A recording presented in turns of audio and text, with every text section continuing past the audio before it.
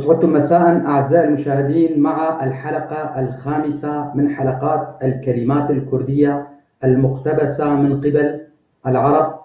ضيفي دائما هو الدكتور مهدي كاكاي من مدينة بعشيقة في جنوب كردستان.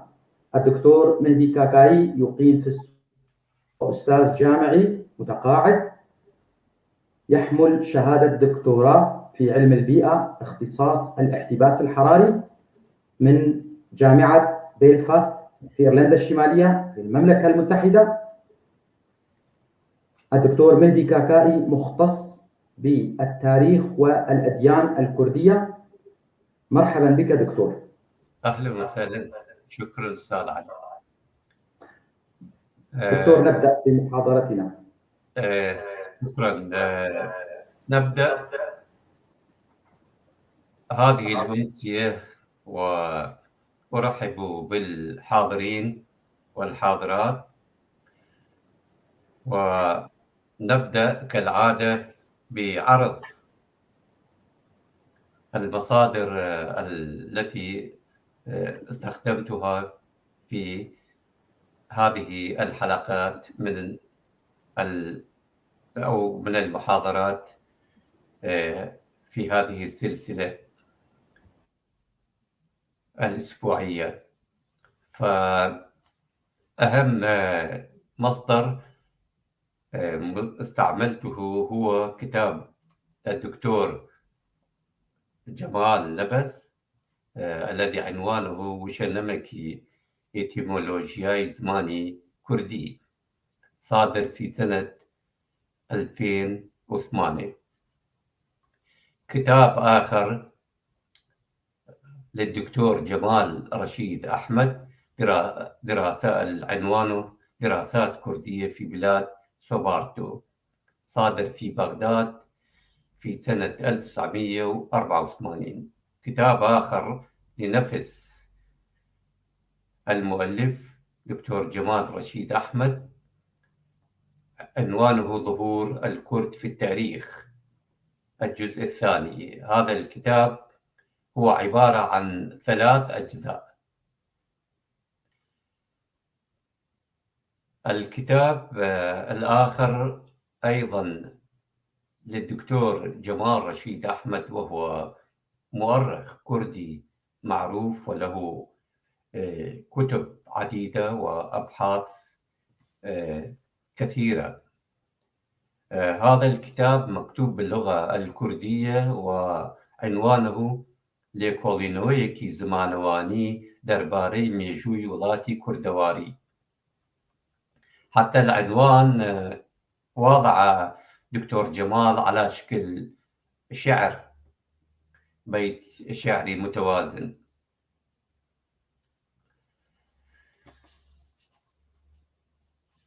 فهذه الحلقة تكون الحلقة الأخيرة من هذه السلسلة من المحاضرات، وأرجو أن تكون مفيدة واستفاد المستمعون والمهتمون بدخول الكلمات الكردية إلى اللغة العربية. نأتي إلى كلمة دمدمة. دمدمة هذه الكلمة مأخوذة من الكلمة الكردية دمدم. دمدم تعني غضب أو ضربة عنيفة. على سبيل المثال قلاي دمدم تعني حسن الغضب. كلمة رواق.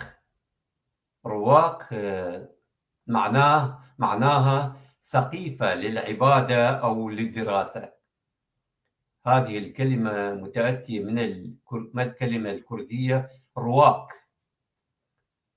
التي هي اسم مصدر لكلمة رو التي تعني وجه أو واجهة.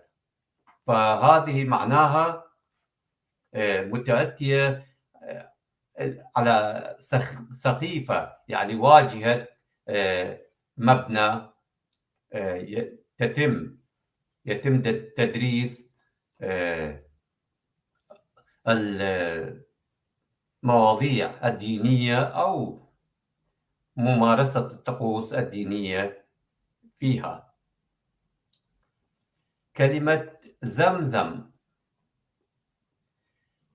هذه الكلمة معربة من الكلمة الكردية زمزم التي تعني عين الماء النقي المتدفق، يعني ماء جاري ونقي. لعين ماء يعني نبع أو ينبوع، نبع ماء وماءه يكون نقي وجاري متدفق.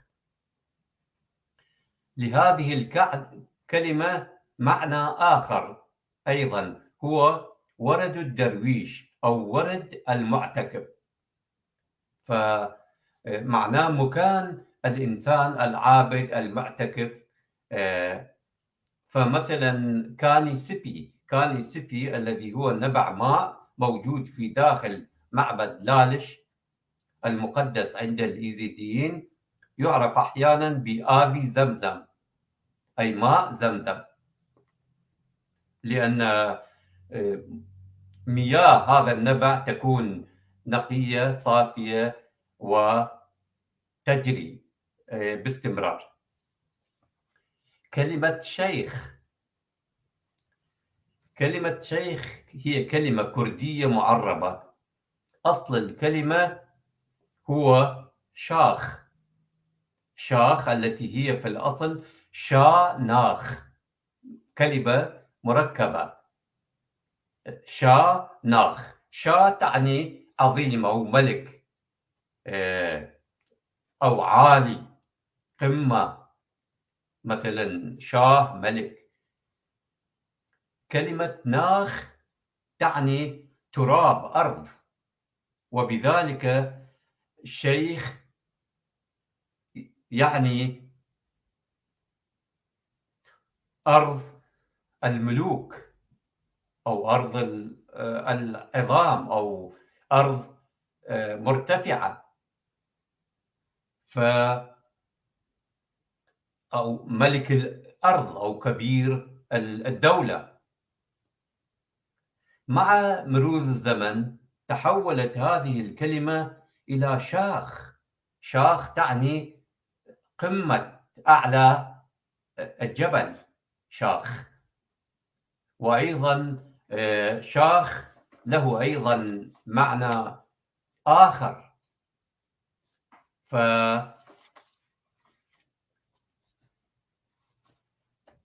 معنى آخر يعني شاخ يعني قرن الحيوان، أيضا يسمى شاخ لأنه أيضا يرتفع على رأس الحيوان، فأيضا يسمى شاخ، أيضا للدلالة على القمة والارتفاع. حيث في زمن الخلافة العباسية دخلت الكثير من الكلمات الكردية والفارسية واليونانية إلى اللغة العربية، منها هذه الكلمة، كلمة شاخ، التي أصبحت بصيغة شيخ كصفة لشخص كثير العلم في علوم اللاهوت، خاصة العلم الإسلامي بمذهبي السني والشيعي. كما في قول العرب شاخ في العلم الفلاني، مثلا فلان شاخ في العلم، أي كثر علمه وكثير العلم.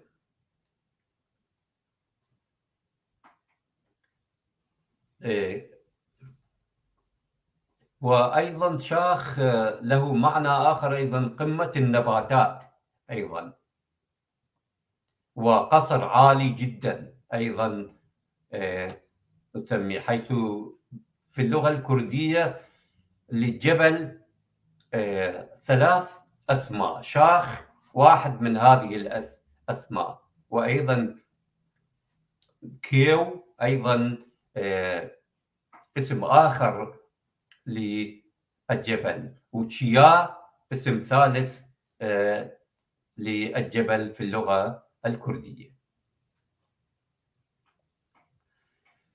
كلمة أخرى هي لجنة. هذه الكلمة مأخوذة من الكلمة الكردية لجنة. لجنة متأتية من معنى تعني مجموعة من الأغصان الصغيرة المرتبطة مع البعض. وبمرور الزمن أصبح هذا الاسم لهذه المجموعة من أغصان الأشجار المتلاصقة مع البعض، بمرور الزمن أصبحت تستعمل كلجنة، مجموعة من الناس مشكلة لأداء عمل معين. كلمة طاووس كلمة كردية مركبة من تا وووس. كلمة تا لها معاني عديدة، من ضمن هذه المعاني أنها تعني ضوء، تاو، فحرارة تعني حرارة، نور، حيث أن تا هي من الكلمات الكردية التي لها هذان المعنيان معا في الجمل التي تتواجد فيها هذه الكلمة، أي نور وحرارة. وهذه متأتية من الشمس التي تعطي حرارة وأيضا ضوء. هذه الخاصية كما قلنا موجودة في الشمس التي تنثر أشعتها على الكرة الأرضية، وأصبحت مصدر الخير والبركة للبشرية، وأصبحت تدخل إلى الكثير من الأديان ومنها الإيزيدية. كلمة وس تأتي بصيغة وس، ودخلت إلى اللغة العربية بصيغة وس أيضا. جمع الكلمة في اللغة العربية هو طاووس، الذي يشير إلى اسم طائر. حسب التفسير الفلسفي لها الآن أتكلم لطاووس معاني عديدة حسب تفاسير مختلفة.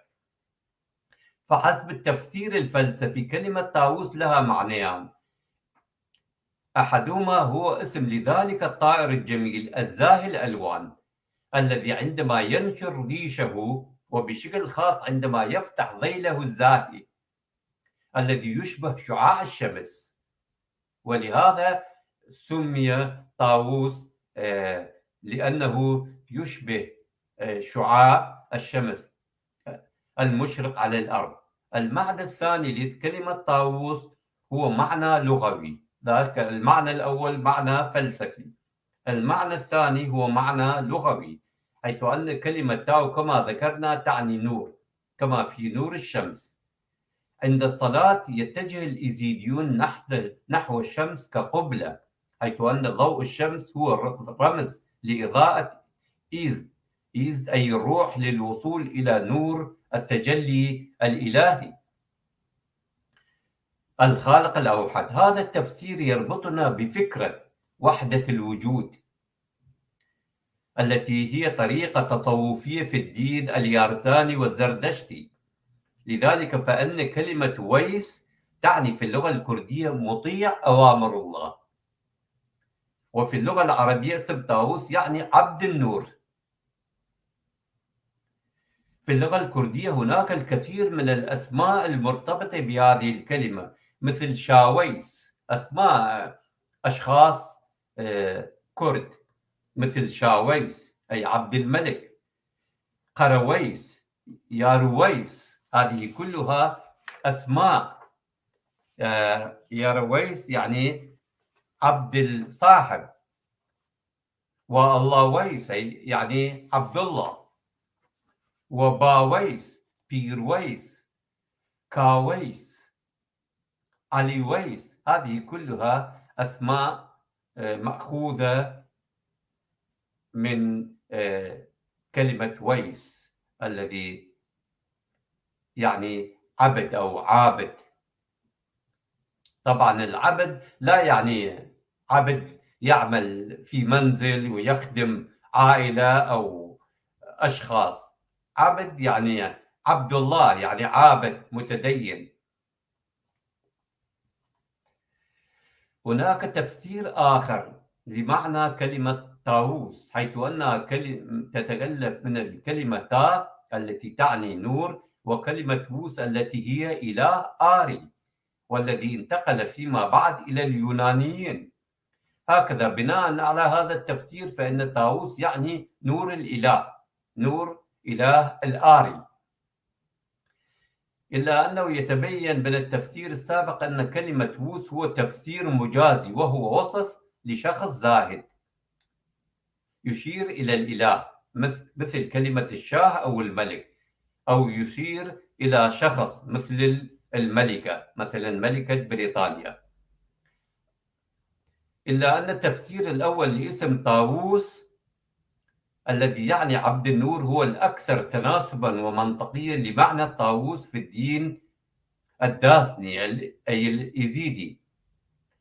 من الجدير بالذكر أن كلمة إيست أو إيست تعني روح، وكلمة إيزدان تعني منبع الروح، إلا أن هذه الكلمة أصبحت إيزدان أو يزدان لتسهيل تلفظها وجعلها ذات موسيقى جميلة، والتي تعني تلك الذات التي تتحكم بجميع الأرواح،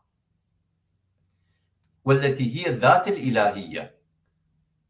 فبذلك كلمة إزداني تعني روحاني، أي شخص زاهد، حيث أن اليزدانيين لا يهتمون كثيرا بالحياة المادية، كما هو الحال بالنسبة إلى الإيزيديين واليارسانيين والزردشتيين. بالإضافة إلى هذا التفسير لكلمة طاووس، أيضا هناك تفسير تاريخي لهذا الاسم. فقسم من المؤرخين يقولون بأن كلمة طاووس متأتي من الإله السومري دموزي، وبمرور الوقت تغير دموزي إلى كلمة طاووس.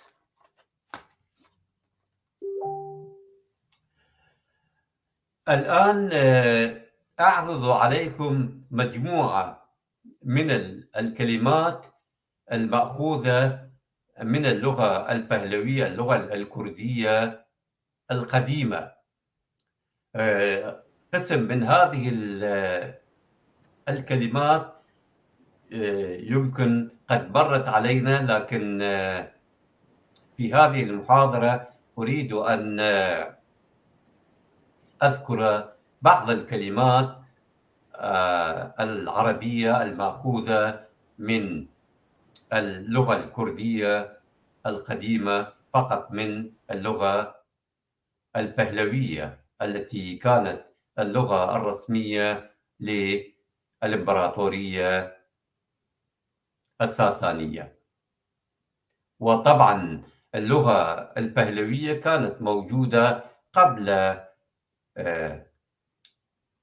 نشوء الإمبراطورية الساسانية، إلا أنهم بعد أن أسسوا مملكتهم تبنوا هذه اللغة.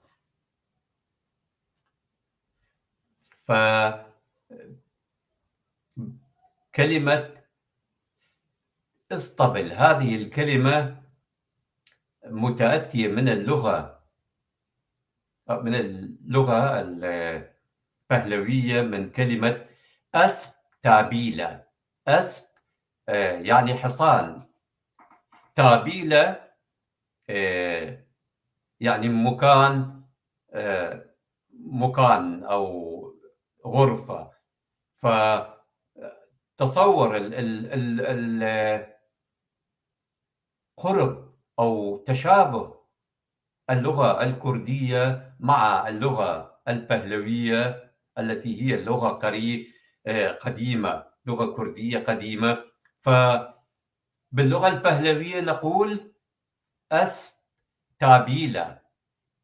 أصبحت هذه أستابيلة في اللغة الكردية أستويلة. تويلة نقول يعني اصطبل في اللغة الكردية.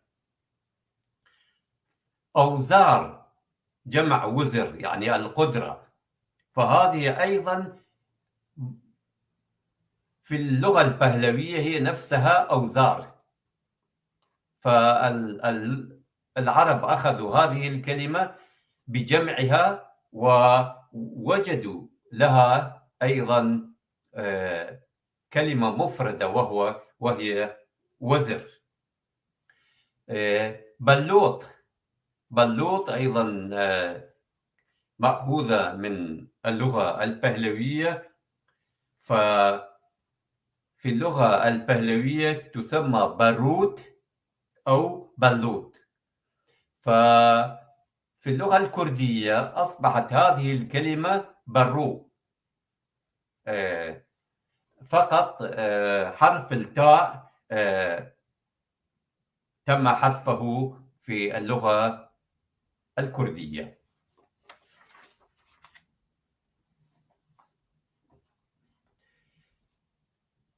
كلمة نقول كلمة يمكن هذه كلمة عامية، بس يعني كافي، نقول بس لا تتكلم.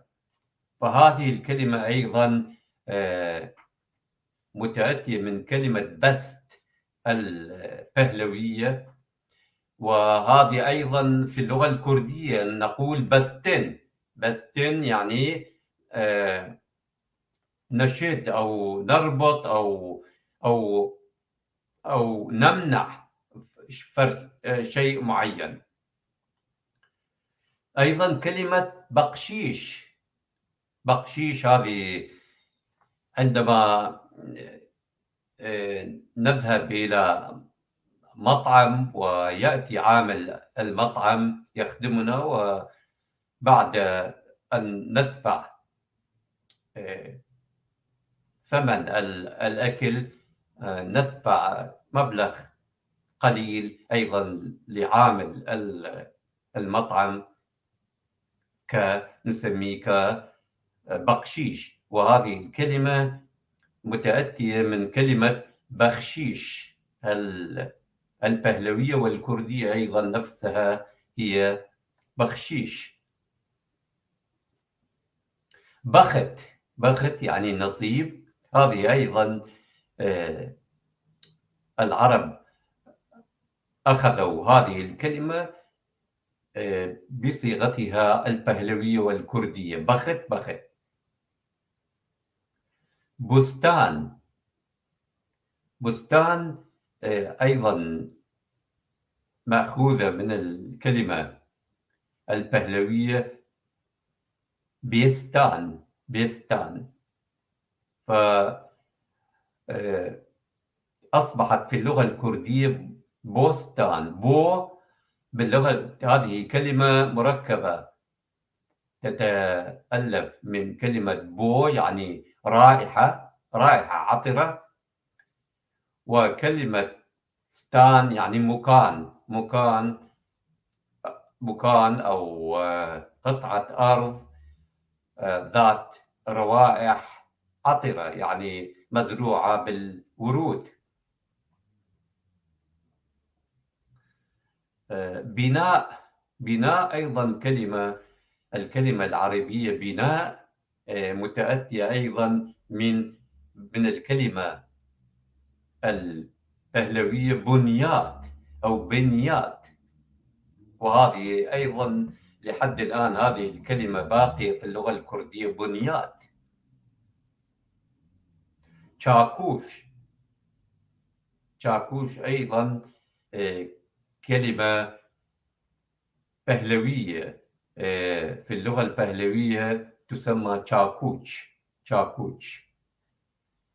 ولحد الآن أيضا في اللغة الكردية تستعمل هذه الكلمة البهلوية. شطرنج. شطرنج هذه الكلمة أيضا مأخوذة من الكلمة البهلوية شاترنج.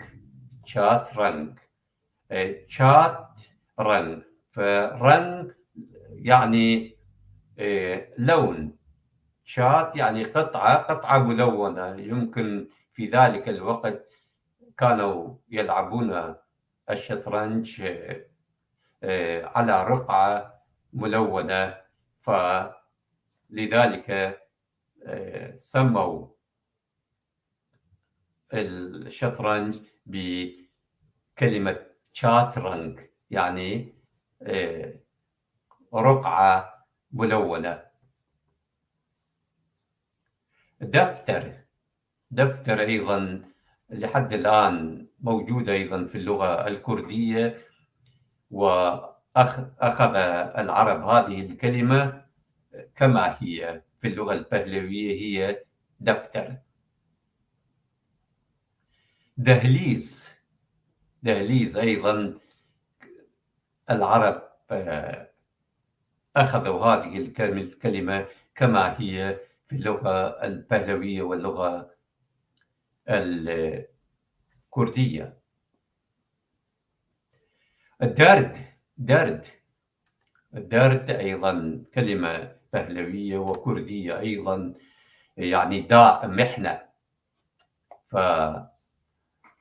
حتى تستعمل هذه الكلمة أيضا في اللغة الكردية بمعنى مرض أيضا، بسبب يعني تسبب مشاكل وآلام، فنقول درد.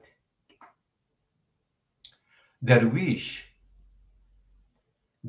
أيضا باللغة البهلوية دريوش أو دريوش، فهذه أيضا هذه الكلمة لحد الآن باقية في اللغة الكردية. جوز أيضا في اللغة البهلوية والكردية تسمى جوز. ففي اللغة العربية كلمة حرف أ غير موجود، لا يستطيع العربي أن يلفظ حرف أ، فحولوا الحرف أ إلى حرف واو فيسموه جوز، بينما في اللغة البهلوية والكردية جوز. وحتى يمكن الأتراك أخذوا هذه الكلمة لكون الجوز يكون كروي، وهذا فبالتركية جوز تعني العين. عنبر هذه أيضا كلمة بهلوية وكردية.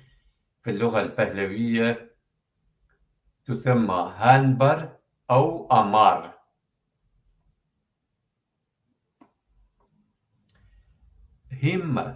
همة الشخص، فهمة أيضا كلمة بهلوية متأتية من الكلمة البهلوية هيمت، فهذه أيضا كلمة كردية. حيرة أيضا كلمة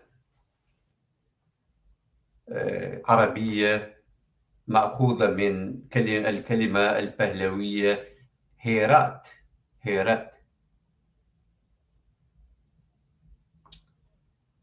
هيج يعني لا شيء أبدا، أيضا هذه كلمة كردية وبهلوية. هردة يعني هذه يمكن كلمة عامية باللغة العربية تسموها خردة، يعني مثلا نقود معدنية صغيرة، فقطعة صغيرة، فتسمى باللغة البهلوية هردة، وأصبحت أيضا في اللغة الكردية خردة وهي الصحيح وردة. وردة يعني صغير. كهرباء. كهرباء أيضا متأتية من الكلمة البهلوية كهرباء. كهرباء في اللغة العربية ليست موجود حرف بي، فأصبحت كهرباء بدلا من كهرباء.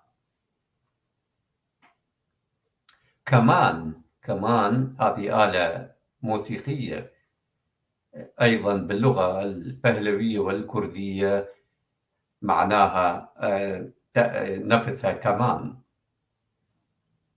كنيسة. كنيسة أيضا هذه الكلمة مأخوذة من الكلمة البهلوية الكردية كليسة. كليسة فقط في اللغة العربية تغير حرف اللام إلى حرف النون، فأصبحت كليسة أو كليسة. أصبحت كنيسة في اللغة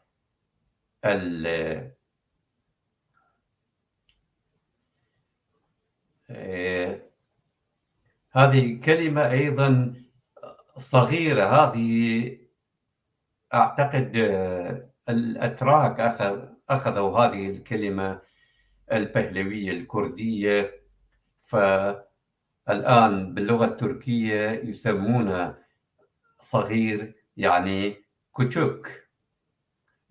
ففي اللغة البهلوية كوتشوك أو بتشوك، وتستعمل في اللغة الكردية بتشوك. مرهم. مرهم هذه الكلمة أيضا في اللغة الكردية والبهلوية مرهم نفسها. مادة.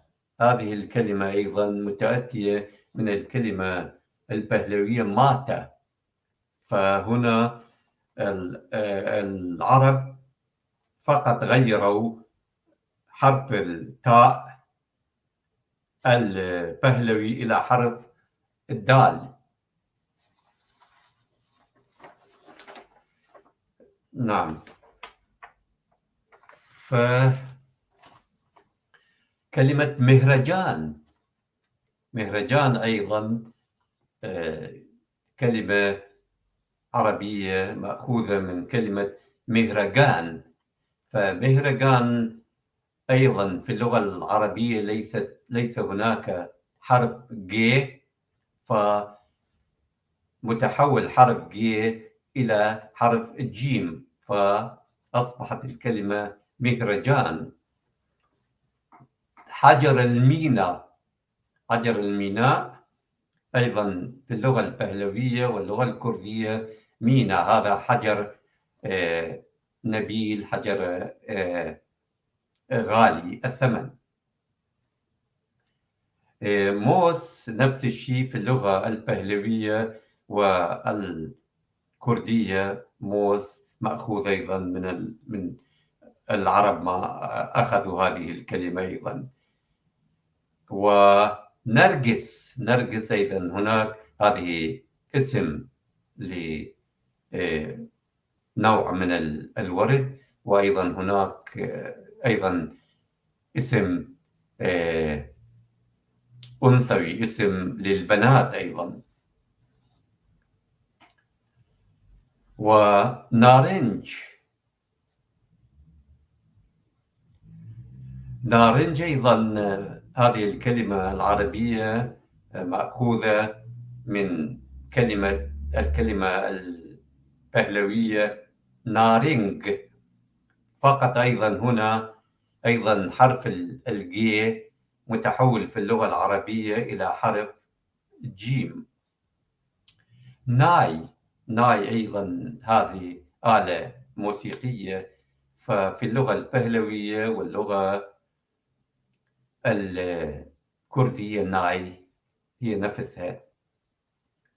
نازك. نازك أو يعني رقيق، ونازك أيضا في اللغة البهلوية والكردية نازوك أو ناسك. وأيضا هذه الكلمة دخلت وأصبحت اسما للنساء، اسم أنثوي. نزار يعني باللغة العربية يعني ضعيف، فأيضا باللغة الكردية والبهلوية نازار أو نزار أو نزار.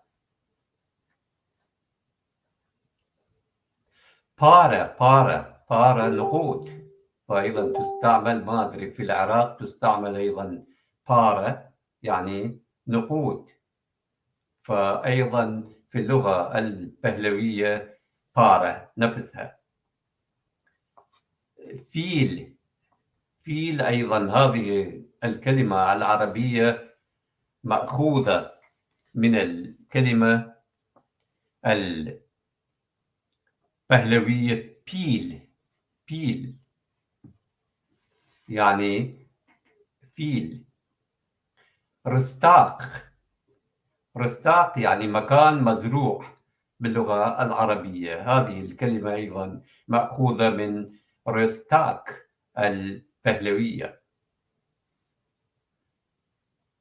صابون هذه الكلمة أيضا مأخوذة من كلمة صابون. ساذج، في إحدى الحلقات ذكرت هذه الكلمة، وهي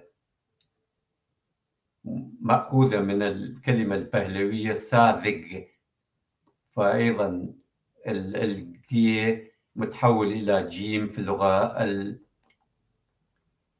العربية. سراي هذه أيضا سراي يعني مبنى أو مقر الحكومة، فأيضا مأخوذة من كلمة سراي البهلوية. سراب أيضا، هذا السراب هذا كأنما واحد يتخيل أو يرى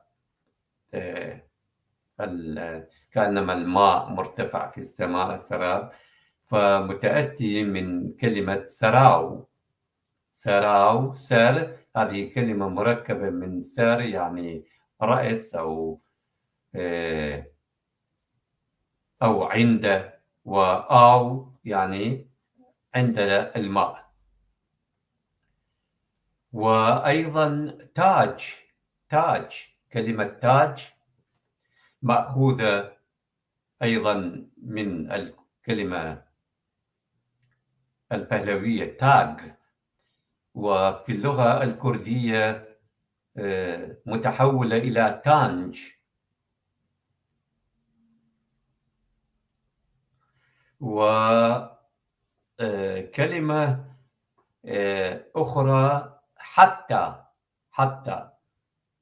فهذه الكلمة في الحقيقة ليست بهلوية وإنما ميدية، يعني عمرها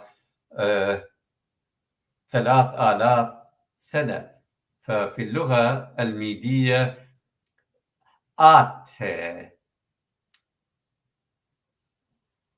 صيغتها بينما في اللغة الكردية انعكست الآية، فأصبحت حرف التاء في البداية وحرف الألف في النهاية، فأصبحت في اللغة الكردية تاء، بينما في اللغة الميدية. والعرب أخذوا هذه الكلمة وأضافوا أيضا لها حرف الحاء فأصبح حتى.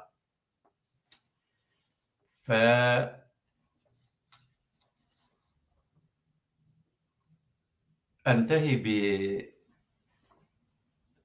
بهذه المحاضرة،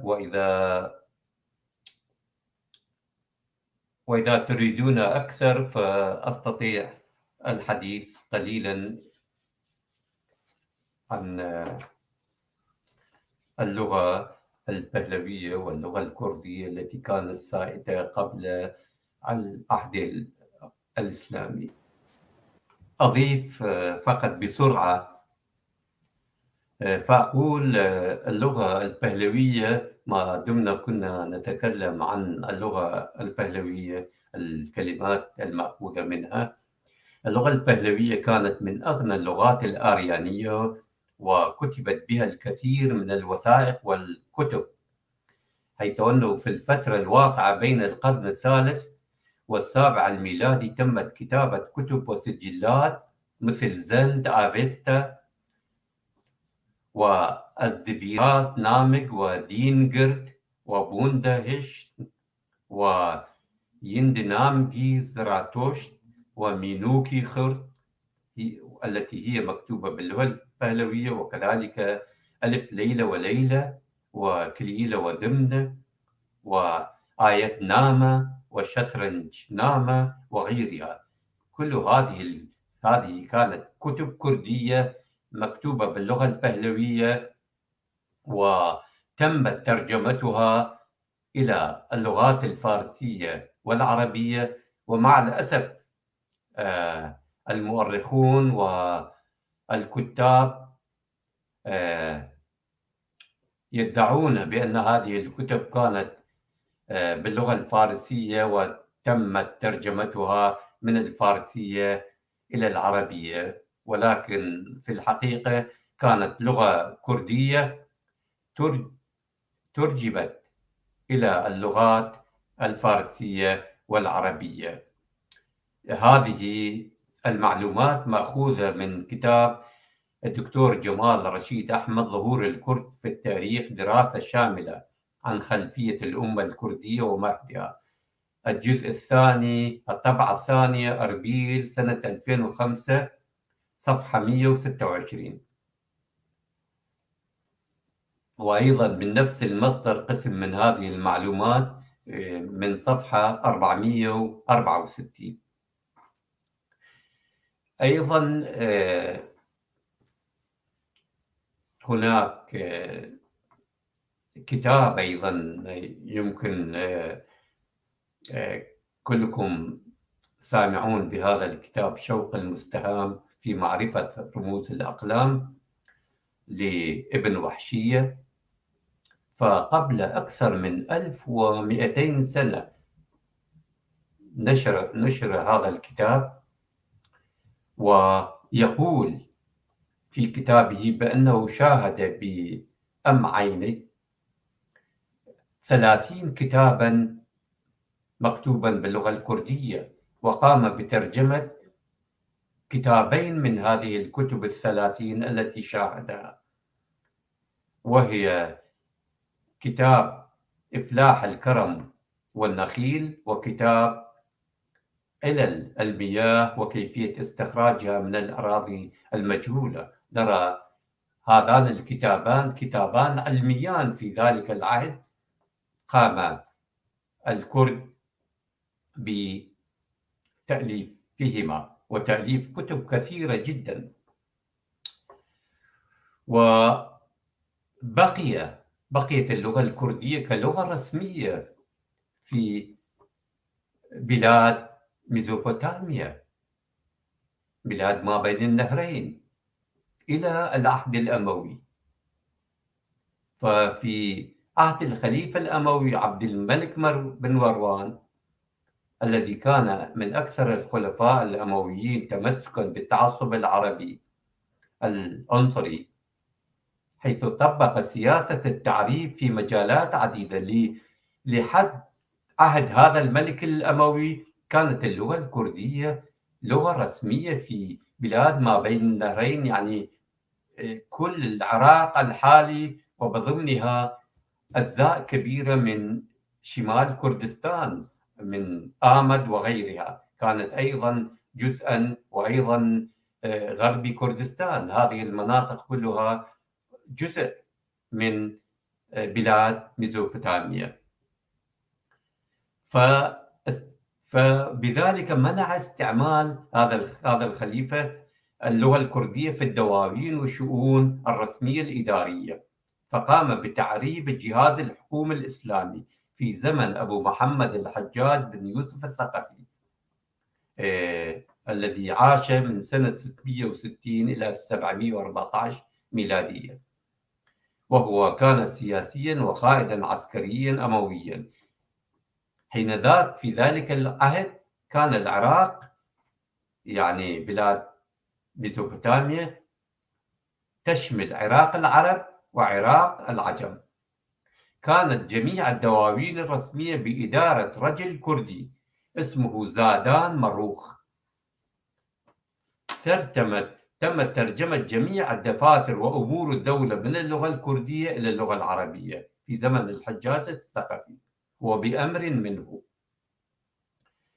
كانت اللغة الكردية وأبجديتها متداولة حتى زمن الحجاج بن يوسف الثقفي دون أن تقطع، وكانت الأبجدية الكردية تستعمل حتى أواخر عصر الخلفاء العباسيين، بعد أن ألغى الحجاج اللغة الكردية كلغة رسمية لبلاد ما بين النهرين واستبدلها باللغة العربية. بقيت اللغة الكردية وأبجديتها مستعملة على نطاق ضيق وبشكل سري.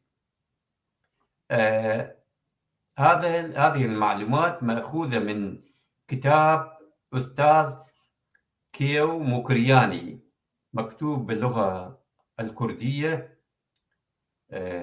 اسمه فرهنگی مهاباد، چاپی یکم هولیر چاپخانه كردستان، صادر في سنة 1961.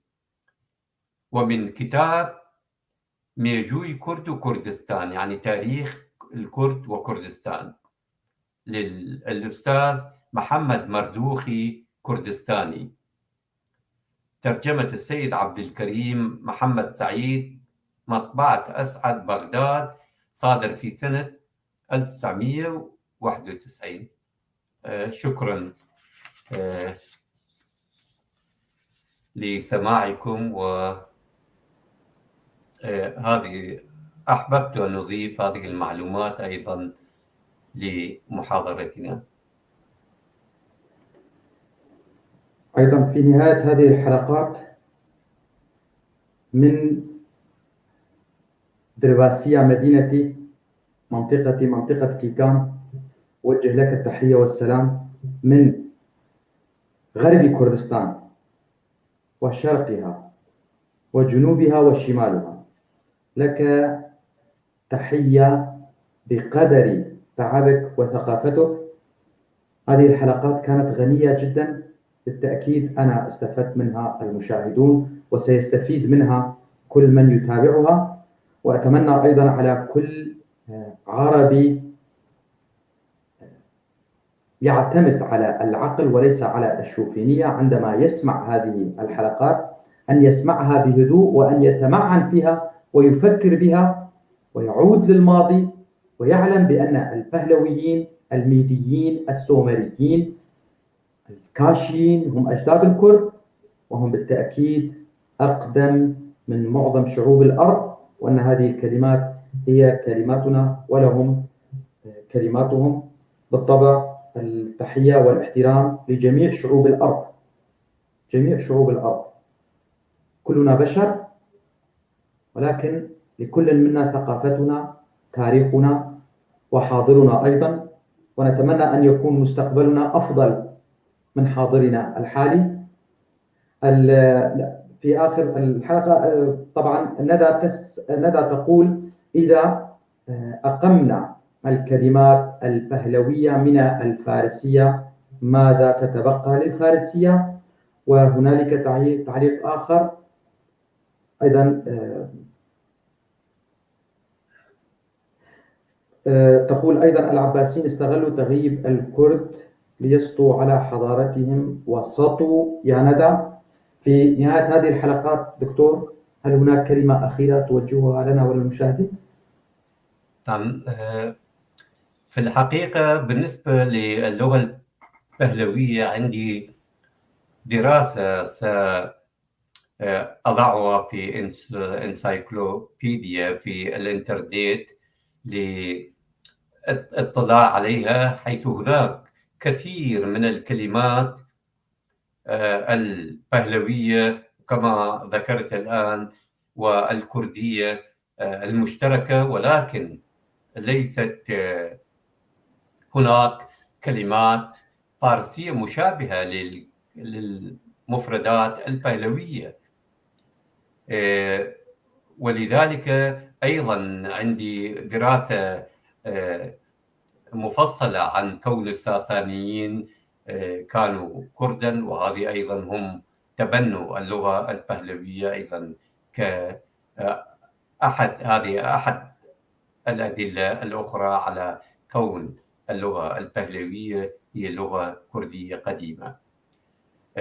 تعقيبا على كلام أستاذ علي، فنحن هنا في هذه السلسلة من الحلقات من المحاضرات لا نبغي أو لا ننطلق من منطلق عنصري، وإنما نحن أكاديميون ونعمل على قول الحقيقة واستنادا إلى مصادر موثوقة، مصادر علمية، مصادر تاريخية، مصادر لغوية. وهذا أخذ كلمات كردية من قبل العرب هذه ليست نقيصة وليست، وأيضا الكرد بحكم معاشرتهم للعرب وللفرس وحتى للأتراك قد أخذوا أيضا كلمات عربية، كلمات فارسية، كلمات تركية، وخاصة بحكم أن الكرد ليس له دولة، والشعب الكردي يعيش تحت إدارة تركية، إدارة عربية سورية عراقية، وإدارة فارسية إيرانية. وبحكم هذه الظروف وبحكم المعاشرة أيضا اللغة الكردية أخذت كثير من كلمات هذه الشعوب، وحتى من كلمات إنجليزية فرنسية وغيرها اللاتينية. ونحن هنا لا نريد ولا ننطلق من منطلق عنصري، بل ننطلق من مفهوم علمي لتبيان الحقائق فقط، وأخذ الشعوب مفردات شعوب أخرى ليست نقصا فيها، وإنما بحكم التجارة والمعاشرة والهجرات والحروب خلال أحقاب زمنية طويلة دخلت كلمات من شعوب أخرى إلى لغات شعوب أخرى، وهكذا تستمر. نرى الآن مثلا المصطلحات التكنولوجية كلها مصطلحات غربية، لأن الغرب أمريكا وبريطانيا وفرنسا وألمانيا وغيرها هم المتفوقون في الصناعات والتكنولوجيا، ولذلك نأخذ كل شعوب العالم تأخذ مفرداتهم، راديو، كمبيوتر وتلفزيون وغيرها من المصطلحات. فأشكر الجميع على حضورهم وحسن استماعهم، وأأمل أن تكون هذه المحاضرات مفيدة، وسوف نتواصل في هذه المحاضرات في مواضيع أخرى كثيرة تتعلق خاصة بالشعب الكردي. شكرا جزيلا لكم وللأستاذ علي. لك جزيل الشكر دكتور. طبعا أقول كما قال الدكتور، نحن أيضا نستخدم كلمات شعوب أخرى لا نعتبر ذلك نقيصة، ولكن من يعاني من بين قوسين مرض كما يقول علم النفس من يقولون بأن عظامهم زرقاء، سواء توجد هذه الفئة بين جميع الشعوب. هؤلاء عندما يقولون كما يقول المثل الكردي زنجيمن أي حطبي فقط لا غير، يعني أنا على حق وهذه كلماتي. هؤلاء عندما لا يقبلون النقاش يقولون هذه مسلمات، هؤلاء مرضى نفسيون بحاجة لعلاج. ولكن كما أيضا علم النفس يقول المريض النفسي عندما يعترف بأنه مريض هو قابل للشفاء، أما من لا يعترف بأنه مريض نفسي فهو غير قابل للشفاء. فأتمنى نحن جميعا ألا نقول بأن عظامنا زرقاء ونحن من الملوك، كلا نحن بشر نخطأ في مكان وفي مكان آخر لا نخطأ، وهذا أمر طبيعي، والخطأ أمر وارد جدا، ولكن فقط أن نفكر وأن نتناقش بعقلانية بعيدا عن التعصب. هذا ما تناولناه في هذه الحلقات الخمسة. الدكتور أراد أن يوصل هذه الفكرة أيضا عن طريق المصادر، طريقة التحليل، طريقة التفكير. أتمنى من الجميع أن يهتموا بهذه الحلقات الخمس. دكتور مهدي كاكائي. تعليق قصير في الحقيقة مع الأسف تعقيبا على كلامك أستاذ علي. مع الأسف مجتمعاتنا، المجتمعات الشرقية، مجتمعات متخلفة شمولية، تفكيرهم شمولي كما تفضلت، فيصر على رأيه وحتى بدون أي مصادر، بدون أي دلائل، وبشكل عمياوي يصر على شيء من منطلق عنصري، من منطلق طائفي. مع الأسف شعوبنا تحتاج إلى فترة زمنية طويلة إلى أن تتحضر وتتقبل الآراء المختلفة، والآراء التي تغني وتثري المواضيع المطروحة. فشعوبنا متخلفة وتحتاج إلى وقت طويل إلى أن تواكب الشعوب الغربية التي تقبل النقد ولها النقد الذاتي، وتقبل الأفكار والآراء المختلفة برحابة صدر. شكرا. الشكر لك. في نهاية هذه الحلقات أشكر الدكتور مهدي كاكائي على هذه الحلقات، وعلى أمل اللقاء في حلقات أخرى. تبقون بخير وتصبحون على خير. شكرا لك دكتور. شكرا، أهلا وسهلا.